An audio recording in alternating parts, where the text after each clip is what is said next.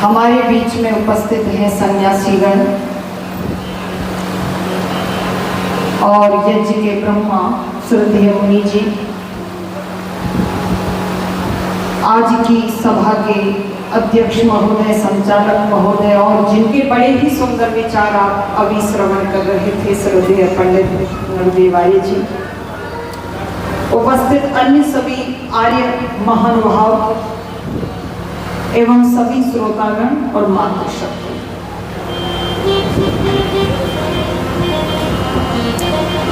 जैसा कि आज के इस कार्यक्रम का जो विषय है वो है नारी शिक्षा।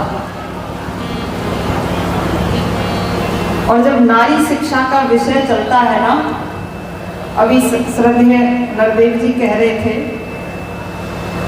पुरुषों को तो ऐसा मान लो जैसे ग्लूकोज चढ़ रहा हो, क्योंकि पुरुषों को यूं लगता है कि हम तो दूध के धुले हैं सारी कमी जो है वो महिलाओं में है। तो निवेदन कर दूं, ये गलत फहमी न पालना।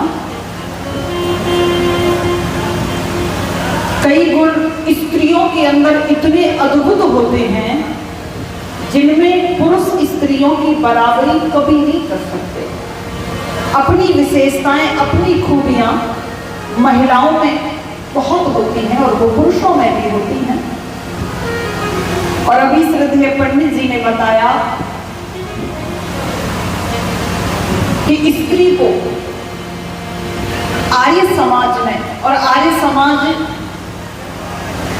वेद को मानता है, वेद में बड़ी ऊंची पदवी दी गई और कहा गया स्त्री ब्रह्मा बभू विधा, स्त्री जगत की ब्रह्मा है।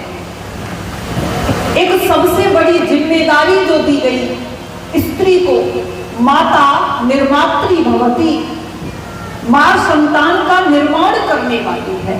अच्छा सोचो, क्या ये कोई छोटी मोटी बात है? संतान का निर्माण करना कठिन कार्य उसी को सौंपा जाता है जिस पर विश्वास अधिक होता है। संतान निर्माण जो कि राष्ट्र का भविष्य है, इसीलिए कहा स्त्री सामान्य नहीं है। और अगर स्त्री सुधर जाए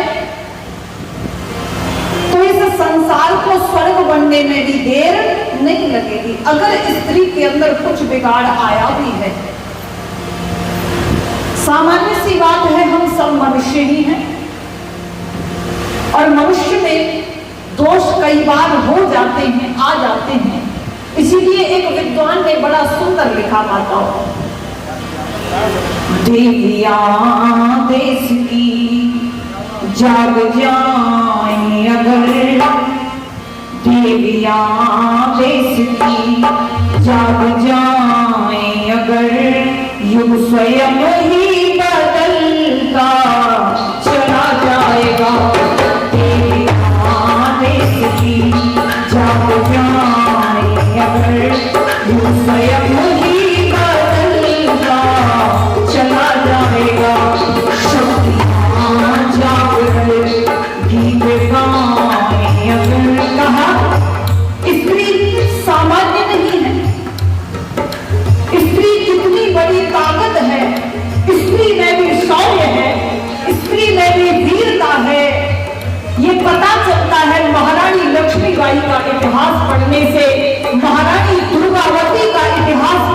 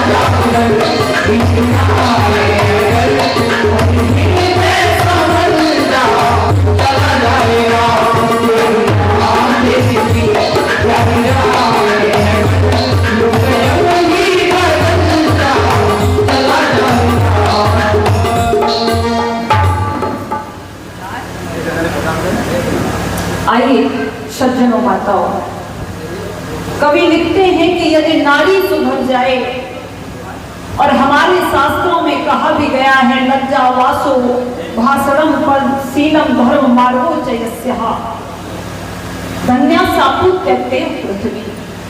यदि शुभ गुण स्त्री में आ जाए तो कहा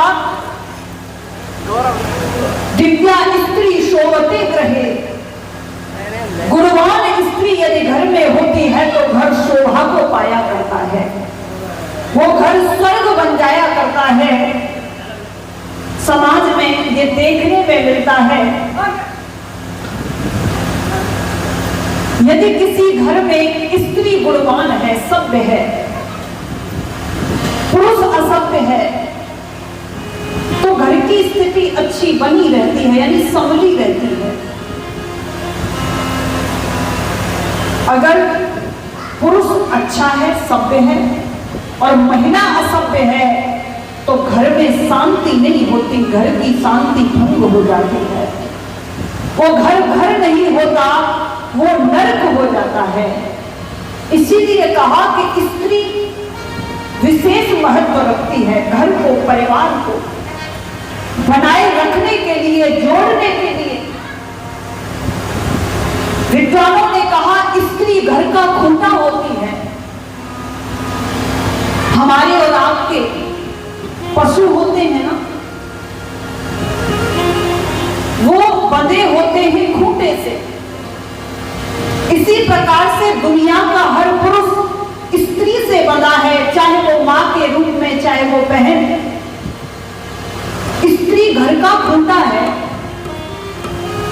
पुरुष कहीं भी चला जाए, लेकिन घर आकर के उसे चैन मिलता है।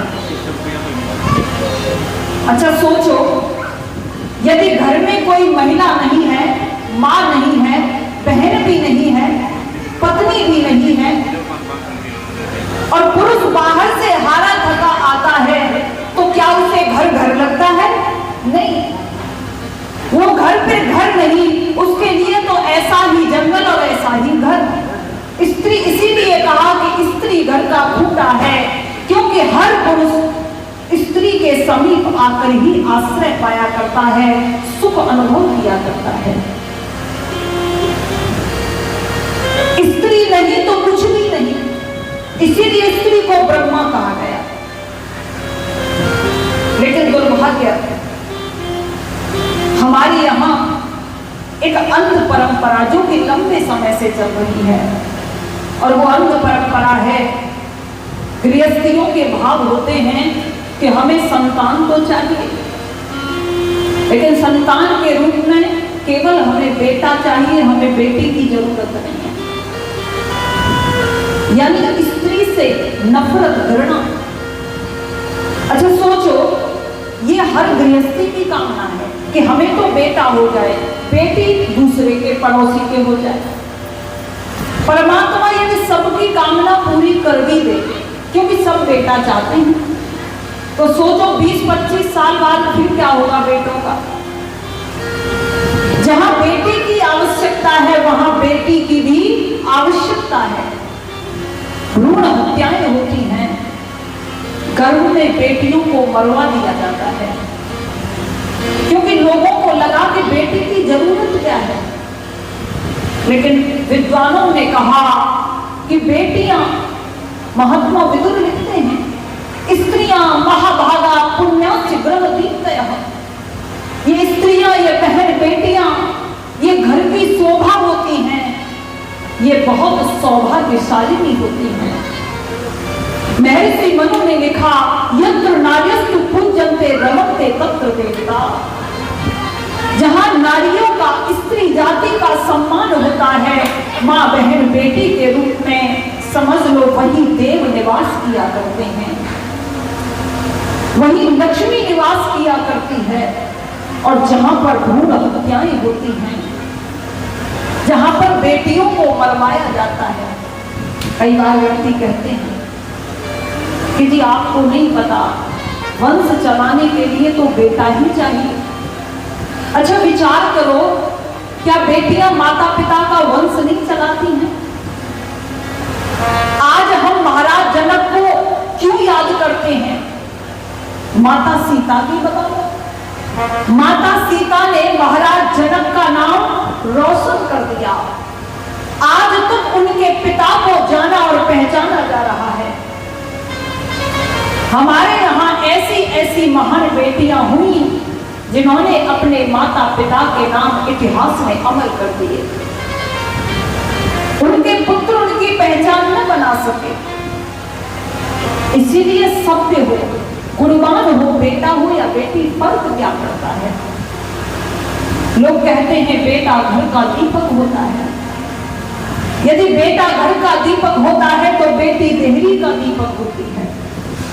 घर का दीपक केवल घर में प्रकाश करता है, लेकिन देहरी का दीपक बाहर भी और अंदर भी प्रकाश करता है। यानी बेटा केवल एक घर को बनाता है और बेटियां दो घरों को बनाती हैं, पिता के घर को भी और पति के घर को भी। लोग कहते हैं कि अब महंगाई का जमाना है, बेटी के लिए हम कहां से दहेज देंगे, बहुत खर्चा होता है, पढ़ाना लिखाना फिर दहेज देना। पहली बात तो यह है, हम तो निमित्त मात्र हैं, व्यवस्था करने वाला तो ईश्वर है। दूसरी बात यह है, अगर हम देखें ना तो हम हर महीने कितने पैसे अपने शौकों पर बर्बाद करते हैं। घर में यदि हम 5 सदस्य हैं ना, तो हम पांचों के पास ये बड़े बड़े मोबाइल हैं, जबकि छोटे से भी काम चल सकता है।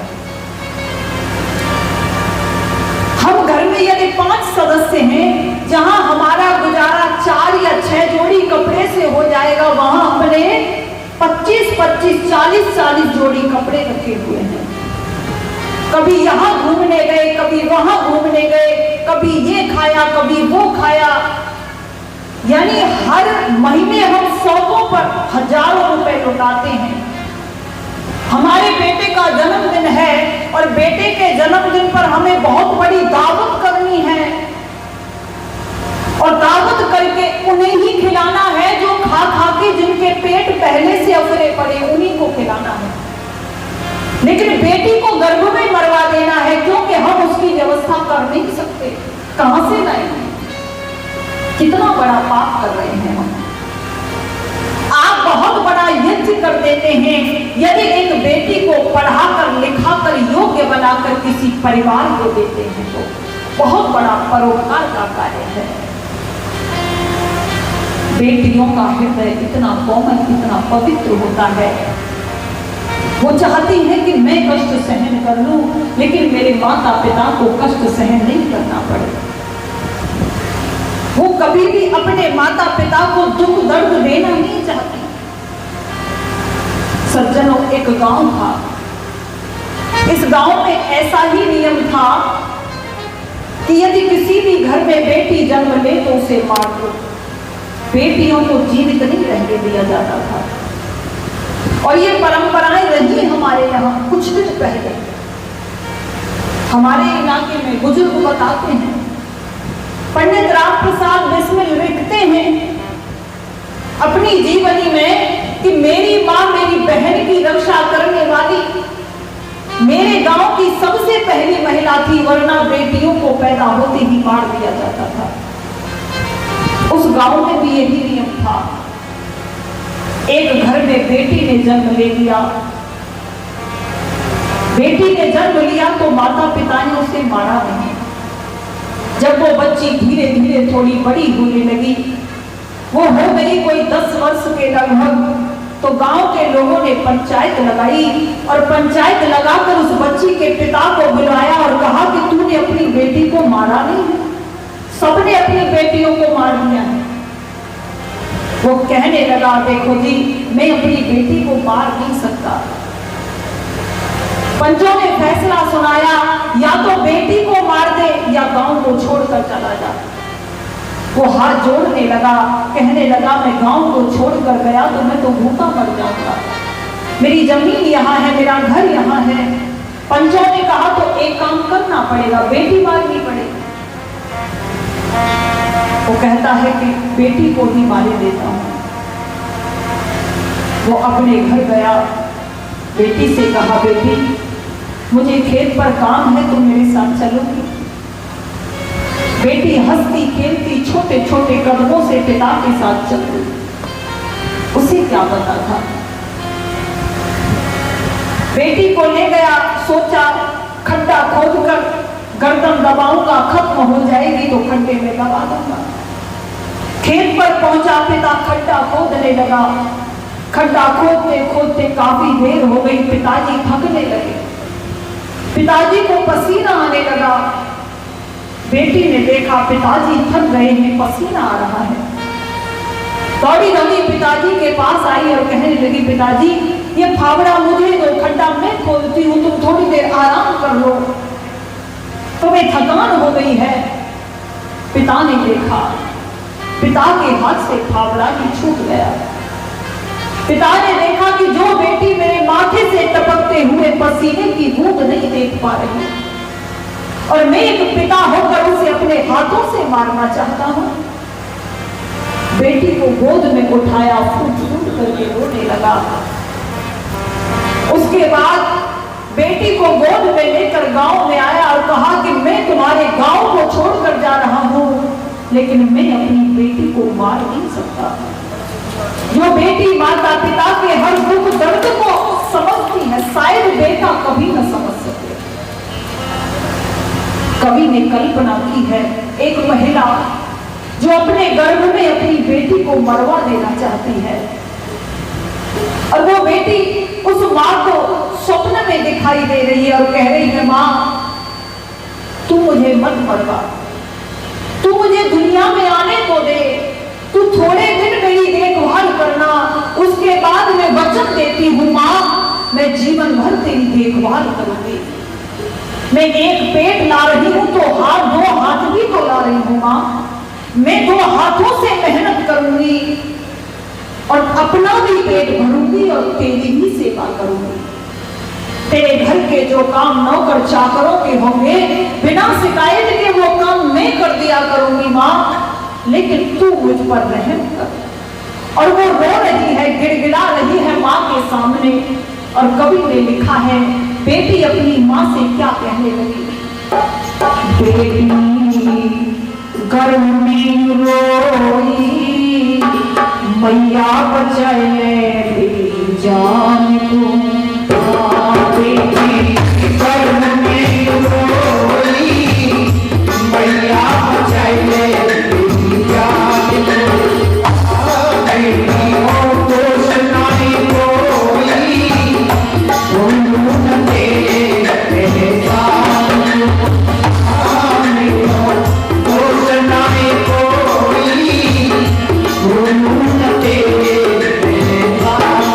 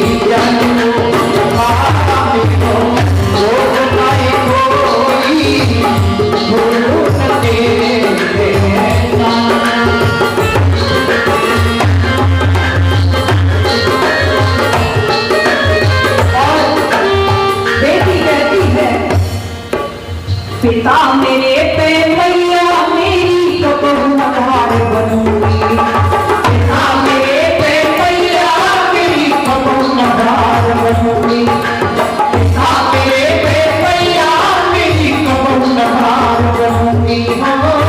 बहना भैया सबसे मैया, बहना भैया सबसे मैया जीवन प्यार बनूंगी हो, बहना भैया सबसे मैया जीवन प्यार बनूंगी। धीरे करनाई कोई मैया बचाए प्यार को बेटी घर में रोई, मैया बचाए प्यार को तेरो ओ बनाए कोई बोलो तेरे प्यार को।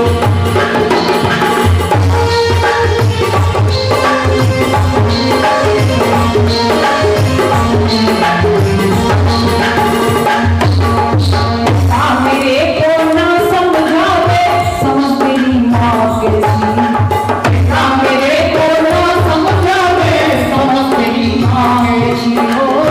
तू तो माँ मेरी अर्ज सुन ले, तू तो माँ मेरी अर्ज सुन ले, तू भी किसी की बेटी हो। तू तो माँ मेरी अर्ज सुन ले, तू भी किसी की बेटी मेरी मैया बचाए प्यार गर्भ में रोई, मैया बचाए प्यार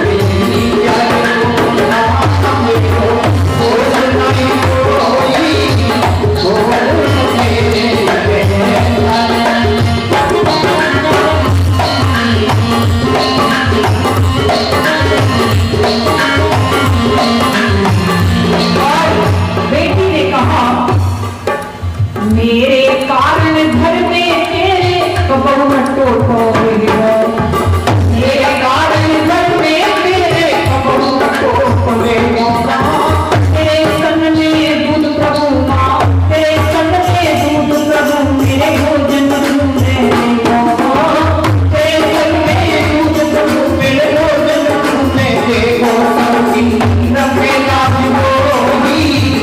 मैया बचाए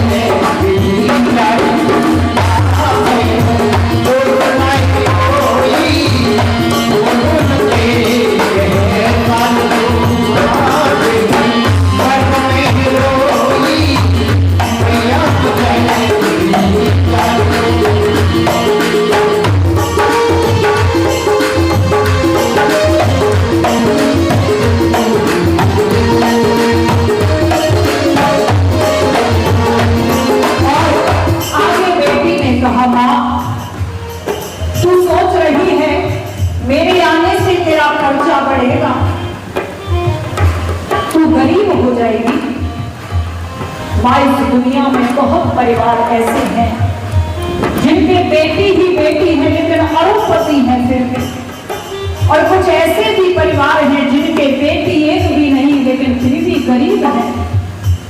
तेरी अमीरी और गरीबी का कारण मैं नहीं, वो तो तेरे भाग्य तेरे कर्मों के ऊपर है। और वो कह रही है हे गरीब जिस घर में न बेटी उनकी भी हालत देखी, हे गरीब जिस घर में न बेटी उनकी भी हालत देखी, हे गरीब जिस घर में न बेटी उनकी भी हालत देखी। उन पिता की बेटी गरीब, उन पिता की बेटी गरीब और आई करती माँ, उन पिता की बेटी गरीब, उन पिता की बेटी गरीब लिखे सही वो मैया बचाए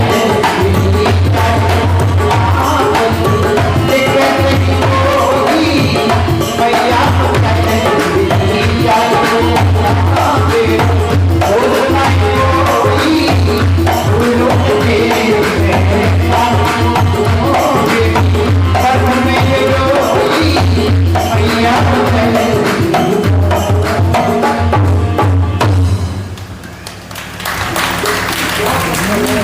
हमारे ऋषि लिखते हैं घर में जो सम्मान जो लाड जो प्यार बेटों को दिया जाता है वही बेटियों को भी दिया जाना चाहिए, क्योंकि बेटियां किसी भी क्षेत्र में कम नहीं है और जरूरत पड़ने पर ये चाहे बहन के रूप में है, चाहे मां के रूप में है, पत्नी या पुत्री, ये सहयोग करती है जीवन में। रामायण में बड़ा सुंदर प्रसंग है, जिस समय बाली मरणासन स्थिति में थे ना, उस समय बाली ने तारा के लिए जो शब्द कहे थे वो आपके हृदय को छू जाएंगे। बाली ने सुग्रीव से कहा, सुग्रीव मैं तो अब जा रहा हूं, लेकिन तुम तारा का ध्यान रखना। और बाली ने कहा कि ये जो तारा है ये कोई सामान्य स्त्री नहीं है सुग्रीव, ये बहुत ही बुद्धिमती महिला है। आज मैं मौत की गोद में हूं, अगर मैंने तारा की बात मानी होती तो आज मेरी ये स्थिति न होती। जब मैं तुझसे युद्ध करने आया तो तारा ने मुझसे मना किया था कि तुम युद्ध के लिए मत जाओ, मुझे शंका है कहीं आपके प्राण संकट में न चले जाएं। लेकिन मैंने तारा की बात नहीं मानी। तारा जो है ना बहुत दूरदर्शी स्त्री है सुग्रीव। और बाली ने कहा कि तुम कोई भी कार्य करो तो तारा से सलाह अवश्य लेना, तारा की सलाह लिए बिना तुम कोई कार्य मत करना। पता चलता है कि स्त्रियों के अंदर भी इतने विशेष अद्भुत गुण होते हैं, और तारा ही क्यों। जब महाराज दशरथ से कैकेयी ने वचन मांग लिए और कैकेयी ने वचन मांगे, पहले वचन में राम को 14 वर्ष का वनवास और दूसरे में भरत को राज्य गद्दी। महाराज दशरथ कहने लगे, देख कैकेयी, ये राज्य गद्दी तो चल मैं प्रसन्नता के साथ भरत को दे दूंगा, लेकिन मैं राम को वन कैसे भेजूं? तू मेरा निवेदन स्वीकार कर, तू राम को वन मत भेजना। लेकिन कैकेयी है कि नहीं मानती। तो उस समय वाल्मीकि जी लिखते हैं, उस समय महाराज दशरथ का ध्यान महारानी कौशल्या की तरफ जाता है। वो कहते हैं, यदा यदा च कौशल्या दासी वच सखी वच। हे कैकेयी, आज मुझे अपनी गलती का, अपनी भूल का, अपने अपराध का एहसास हो रहा है। और वो कहने लगे, तेरे कारण कौशल्या पर दिया नहीं कभी ध्यान। अरे कैकेयी, मेरा प्रेम, मेरा स्नेह भले ही तेरी तरफ अधिक रहा, लेकिन सच तो यह है कि तू कौशल्या के पैर की धूल की बराबरी कभी नहीं कर सकती। कौशल्या तो वो महान स्त्री है, तेरे कारण कौशल्या पर दिया नहीं कभी ध्यान।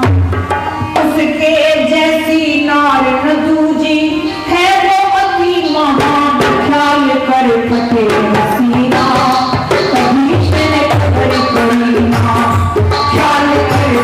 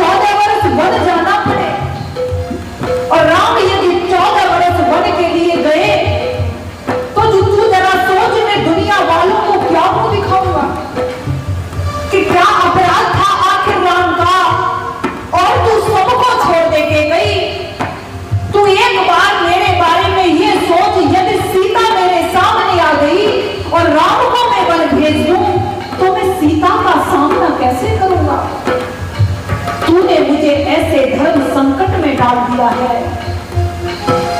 कौशल्या तो मेरा धर्म पालन में सहयोग करती है, तेरी तरह व्यवधान मेरे सामने उपस्थित नहीं करती। वो कहते हैं है धर्म में मित्र के जैसी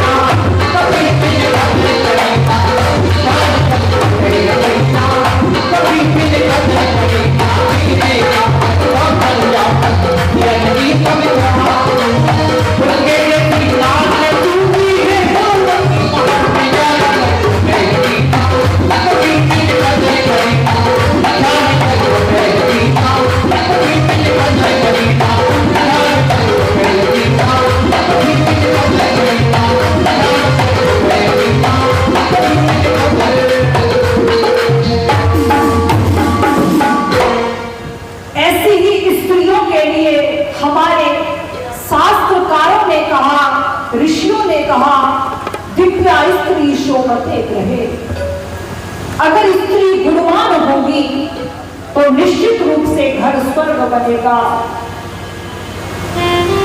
निश्चित रूप से पुरुष की आयु लंबी हो जाएगी गुणवान स्त्री को पाने से। महिलाओं ने पुरुष की आयु को बढ़ाने के लिए नए तरीके निकाले हैं, नई खोज हुई है और महिलाएं करने लगी हैं आजकल। कुछ समय से जिसका चलन ज्यादा बढ़ा है और एक व्रत आता है करवा चौथ। महिलाएं ऐसा कहती हैं कि इस व्रत को करने से पति की आयु बढ़ जाती है।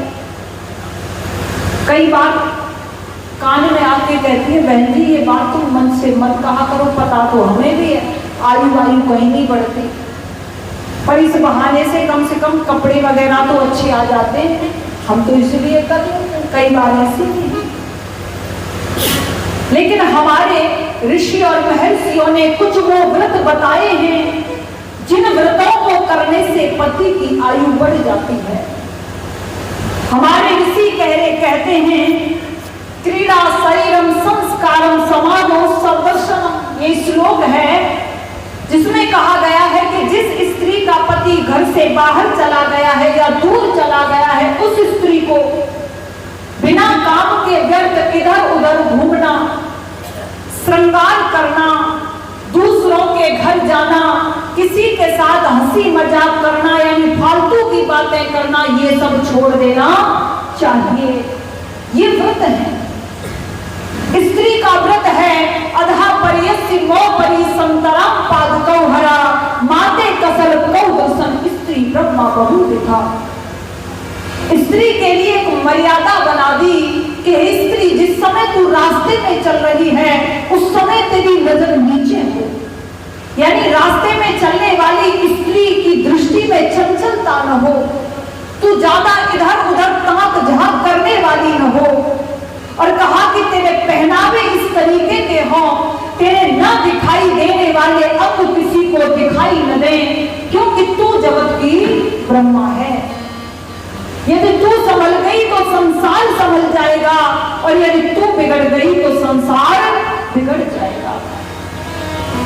अब विचार किया जाए, ये जो व्रत है, किसी ने कहा कि सूरत से कीरत बड़ी, पंख लगाए उड़ जाए, सूरत तो जाती रहे कीरत कभी न जाए। अगर कोई बहन बेटी सुंदर होती है ना, तो वो सुंदरता कुछ दिन रहने वाली है, कुछ दिन बाद सुंदरता समाप्त हो जाएगी। लेकिन यदि कोई बेटी गुणवान हो तो गुणों के दम पर उसकी पहचान जीवन भर बनी रहती है। और वैसे भी किसी भी बहन बेटी का पहनावा उसके चरित्र की पहचान कराता है।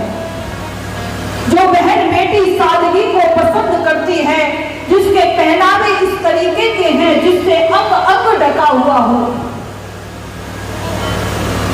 तो कहा कि एक चरित्रहीन व्यक्ति को भी पता चल जाता है कि सामने से जो स्त्री आ रही है वो सभ्य है, वो चरित्रवान है, और उसकी दृष्टि एक सभ्य नारी के सामने झुक ही जाएगी। लेकिन जब स्त्री खुद भड़कीले, खुद फैशनी पतले छोटे कपड़े पहन करके निकलती है, तो फिर उसमें दोष स्त्री का भी है। और मैं एक निवेदन किया करती हूं, एक समय था स्त्री को किसी ने पैरों की जूती कहा था और किसी ने नरक का दरवाजा कहा था। स्त्री से अधिकार छीन लिए गए थे। हालांकि कमी उन दुष्टों की थी, आज भी है कुछ दुष्ट ऐसे जो ये कहते हैं कि अरे स्त्री को तो न वेद पढ़ने का अधिकार है, न गायत्री मंत्र बोलने का अधिकार है। देखो, अगर हम बात करें ना, गायत्री मंत्र जपने का अधिकार कई बार पुरुष को भी नहीं है, पता है आपको। और गायत्री मंत्र जप सकती है तो स्त्री भी जप सकती है, पुरुष क्यों नहीं जप सकता? जो पुरुष सुबह से शाम तक झूठ बोले, बेईमानी करे, दूसरे के साथ धोखाधड़ी करे, क्या उसे गायत्री मंत्र जपना चाहिए? नहीं, निषेध है उसके लिए। जो सुबह से शाम तक गलत दृष्टि से बहन बेटियों को देखता है, क्या ऐसे पुरुष को गायत्री मंत्र जपना चाहिए? नहीं, वो जप ही नहीं सकता, इसीलिए निषेध है। अगर कोई सती साध्वी स्त्री है, कोई सीता सावित्री स्त्री है, तो उसे गायत्री मंत्र जपना चाहिए, क्योंकि वेद कहता है यथे माम वाचम कल्याणी मावदानी जनेभ्यः। यह कल्याणमयी वेद विद्या जन जन के लिए है, ये किसी व्यक्ति विशेष के लिए नहीं है।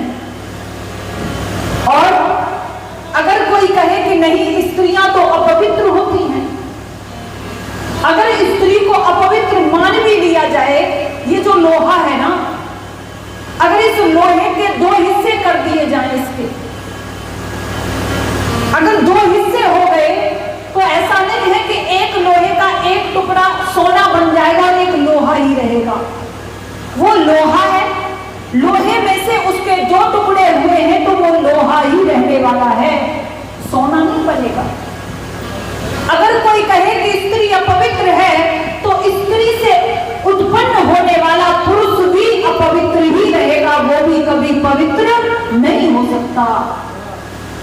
इसीलिए जो अधिकार आध्यात्मिक क्षेत्र में पुरुषों को है, वही अधिकार स्त्री को भी है। मैं बात कर रही थी पैरों की जूती, नरक का दरवाजा। अगर हम एक दृष्टि से देखें, विचार करें गंभीरता के साथ, तो जो बहन बेटियां नग्न होकर के इंटरनेट पर दिन रात अपने फोटो डालती हैं, वो वास्तव में पैरों की जूती और नरक का दरवाजा है। और अगर स्वतंत्रता का दुरुपयोग इसी प्रकार से किया गया, ईश्वर का सिद्धांत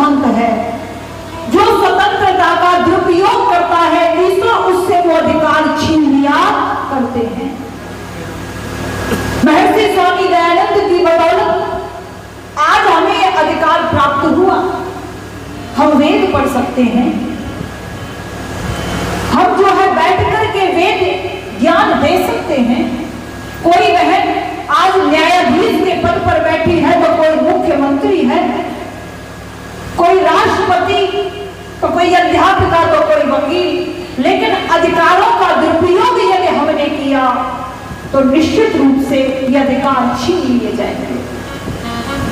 इसीलिए सभ्य स्त्री को चाहिए अपनी उन मर्यादाओं का पालन करे जिन मर्यादाओं में हमारे यहाँ की प्राचीन काल की बहन बेटियां बधी हुई थी। जब महाराज जनक और उनकी जो देवी थी यानी जो पत्नी थी वो विदा करने लगी है सीता को, तो अपनी पुत्री सीता को उपदेश करती है। जब वनवास के समय देवी सीता, राम और लक्ष्मण अनुसुईया जी के आश्रम पर गए, अनुसुईया जी भी उपदेश करती हैं पतिव्रत धर्म के। तो सीता जी ने कहा, माता श्री आज आपने मुझे वही उपदेश दिए हैं जो मेरी जननी माँ ने मुझे अयोध्यापुरी भेजते हुए दिए थे। माताएं अपनी बेटियों को अच्छे उपदेश देती थी, बेटी तुम व्रत पालन करना, तुम कर्तव्य पालन करना। जब विवाह संस्कार होता है ना, विवाह संस्कार में वर और वधू यानी लड़का और लड़की दोनों को उपदेश दिए जाते हैं, क्योंकि दोनों गृहस्थ रूपी गाड़ी के पहिए हैं और दोनों बराबर हैं, तो कोई न छोटा है और ना ही कोई बड़ा है, दोनों बराबर हैं।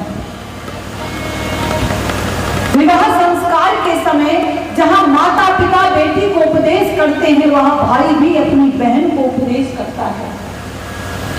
और एक प्रक्रिया आया करती है लाजा होम की प्रक्रिया। लाजा होम में भाई अपने हाथ में खीर चावल लेता है, बहन के हाथों में डालता है और बहन उसकी आहुति देती है। वह भाई के उपदेश बहन के लिए होते हैं, बहन मेरे पिता ने तेरा विवाह कर दिया है, तेरा नया घर बसा दिया है, लेकिन इसका मतलब ये नहीं है कि अब इस घर से तेरा कोई संबंध नहीं रहा।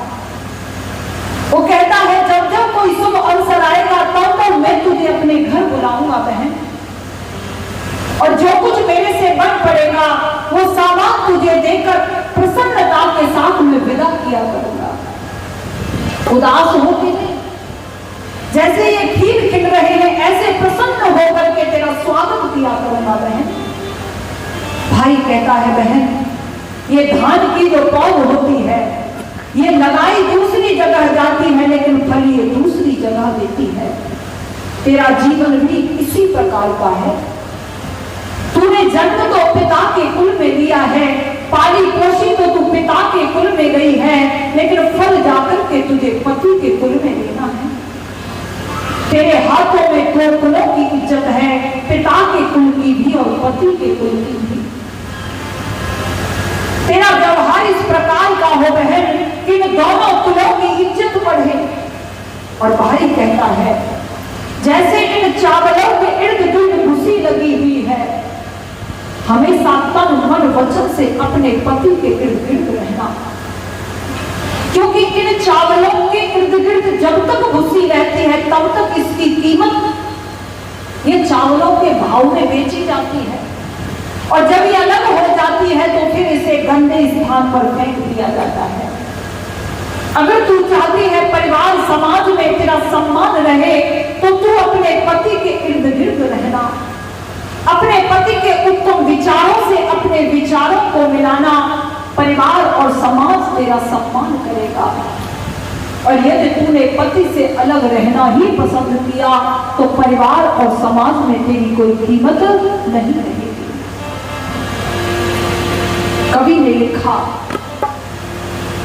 एक आदर्श एक सभ्य परिवार अपनी बेटी को विदा कर रहा है, कह रहा है बेटी ससुराल में जाकर तुझे आदर्श बहू और एक आदर्श मां बनना है, और उसके लिए तेरे जो व्यवहार हो, छोड़ चली बाबुल का अंगना असुवन से मुखड़ाना धो, छोड़ चली बाबुल का अंगना असुवन से मुखड़ाना धो, रखना लाज पिता माता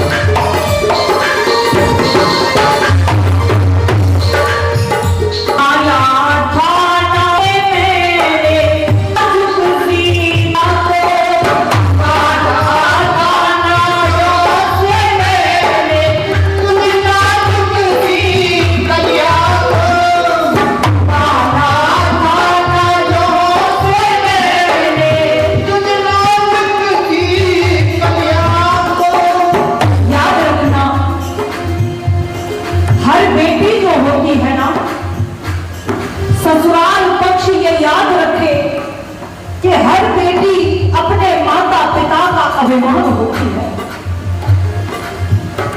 हर बेटी लाड़ प्यार में पली बड़ी होती है। जो लाड़ जो प्यार उसे अपने पीहर में मिला, वही लाड़ प्यार उसे ससुराल में भी मिलना चाहिए। अगर आपको लगे कि नहीं हमारी बेटी तो बेटी है, और लेकिन ये उसे कोई दासी नौकरानी जैसा व्यवहार किया जाए, तो फिर वो कैसे आदर्श बहू बन पाएगी। इसीलिए कहा पाल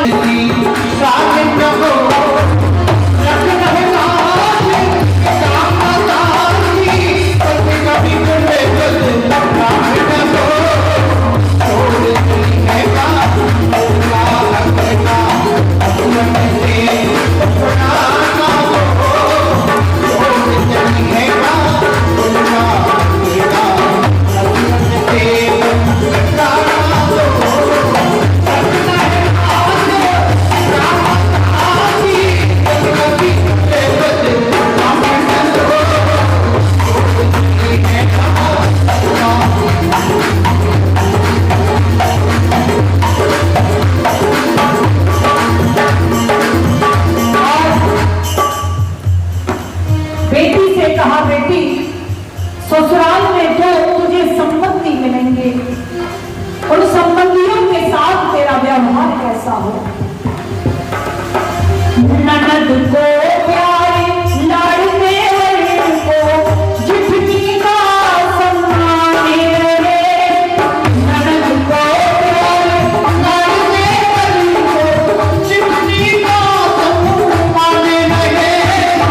ननद को प्यारे लाड़ने जितनी का सम्मान रहे। सास ससुर की सेवा करना खुद तुझसे भगवान रहे। सास ससुर की सेवा करना खुद तुझसे भगवान रहे।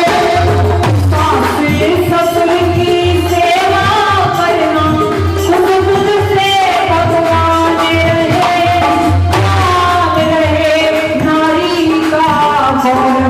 सदा गुणों की तूफान रहे। एक कारण महंगे कहीं घर नरक समान करो। तेरे कारण महंगे कहीं घर नरक समान करो।